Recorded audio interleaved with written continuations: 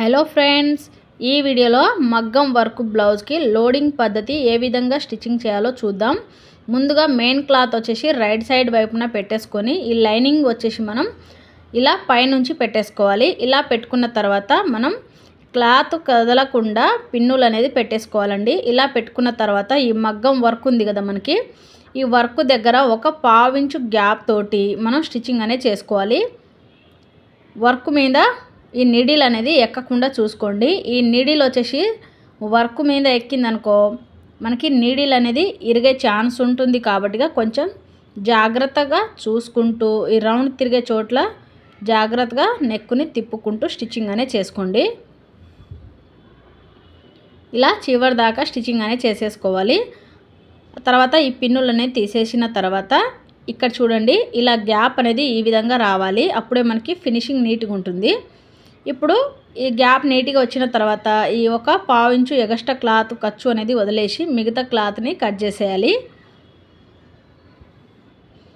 ఈ విధంగా నేను ఇక్కడ చూపిస్తున్నాను కదా, అదే విధంగా కట్ చేసేసిన తర్వాత ఇక్కడ నెక్ చుట్టూ ఇలా కాట్లు అనేది పెట్టేసుకోవాలి. చూసారు కదా, కాట్లు అనేది పెట్టేసిన తర్వాత లైనింగ్ వచ్చేసి నేను లోపల సైడ్కి తిప్పేశానండి. తిప్పేసిన తర్వాత దీనిపై నుంచి ఇంకో స్టిచ్చింగ్ అనేది వేసుకోవాలి. కొంచెం జాగ్రత్తగా చూసుకుంటూ స్టిచ్చింగ్ అనేది చేయండి. ఇది వచ్చేసి మనకి సింగిల్ పాదం కాదు, నార్మల్ పాదం, చిన్న మిషను నార్మల్ పాదంతో నేను ఇక్కడ మీకు మగ్గం వర్క్ అనేది ఏ విధంగా స్టిచ్చింగ్ చేయాలి అది లోడింగ్ పద్ధతిలో చూపిస్తున్నాను, చూసేయండి. మన వీడియో కనుక మీకు నచ్చినట్లయితే లైక్ చేసి సబ్స్క్రైబ్ చేయండి. ఇప్పుడు లైనింగ్ మెయిన్ క్లాత్ చుట్టూ మనం జాయింట్ అనేది చేసేసుకోవాలి. ముడతలు అనేది రాకుండా చూసుకోండి. ఈ మెయిన్ క్లాత్ వచ్చేసి బ్లౌజ్ పీస్ వచ్చేసి చాలా జారిపోయే క్లాత్ అండి, పల్సగా ఉంది. దాని మీద అసలు వర్క్ ఎలా వేసారో నేనే షాక్ అయ్యాను. కానీ నీట్గా వచ్చిందండి. బ్లౌజ్ స్టిచ్చింగ్ చేసిన తర్వాత చాలా బాగా నీట్గా వచ్చింది. అంటే మనకి బ్లౌజ్లో శారీలో బ్లౌజ్ పీస్ వస్తుంది కదా, ఆ బ్లౌజ్ పీస్ మీదనే వాళ్ళు వర్క్ అనేది చేయించారు. అయినా నేను స్టిచ్చింగ్ అనేది చేశానండి, పర్ఫెక్ట్గా వచ్చింది. ఫినిషింగ్ కూడా చాలా బాగా వచ్చింది. వాళ్ళకి బ్లౌజ్ కూడా వేసుకున్న తర్వాత చాలా బాగా కుదిరిందని ఫోన్ చేశారు వాళ్ళు. చూశారు కదా, ఈ విధంగా లైనింగ్ మెయిన్ క్లాత్ అనేది మనం జాయిన్ చేసుకోవాలి. ఇప్పుడు ఈ చుట్టూ ఉన్న ఎగస్ట్రా క్లాత్ని కట్ చేసేయాలండి. ఇలా కట్ చేసిన తర్వాత బ్యాక్ డాట్ కూడా కొంచెం వర్క్ని చూసుకుంటూ మనం బ్యాక్ డాట్స్ అనేది స్టిచ్చింగ్ చేసుకోవాలి. ఈ వర్క్ ఎక్కడ మనకి మధ్యలో వచ్చిందనుకో నీడిల్ అనేది ఇరిగిపోతుంది. కొంచెం జాగ్రత్తగా చూసుకుంటూ స్టిచ్చింగ్ అనేది చేసేయండి.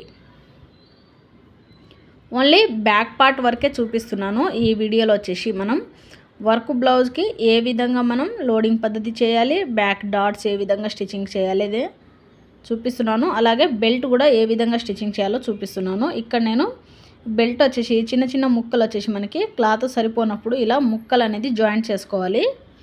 ఇలా జాయిన్ చేసుకున్న తర్వాత ఈ బెల్ట్ వచ్చేసి పై వైపు నుంచి ఇలా ఒక పాదం ఇంచు ఖర్చుతోటి స్టిచ్చింగ్ అనేది చేసేయాలి.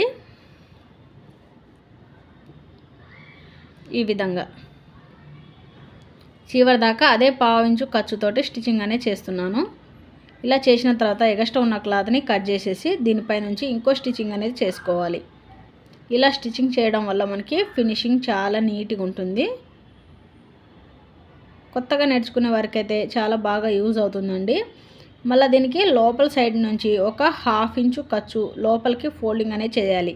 ఆ బెల్ట్ ఎంతవరకు స్టిచ్చింగ్ చేస్తారో ఆ బెల్ట్ వచ్చేసి సగానికి ఫోల్డింగ్ చేసి ఈ విధంగా స్టిచ్చింగ్ చేసిన తర్వాత ఇప్పుడు మనం ఈ బెల్ట్ వచ్చేసి బయటికి లైనింగ్ అనేది కనిపించకుండా పెదకుట్టు పెట్టుకొని ఈ విధంగా లోపలికి ఫోల్డింగ్ చేసి దీనిపై నుంచి ఒక స్టిచ్చింగ్ అనేది చేసుకోవాలి. ఈ పెద్ద కుట్టు ఎందుకు పెడతామంటే మనం హెమ్మింగ్ చేసేటప్పుడు ఈ కుట్టు అనేది మనం తీయడానికి చాలా ఈజీగా అవుతుంది. చూసారు కదా, నచ్చితే లైక్ అనేది చేయండి ఫ్రెండ్స్. బాయ్.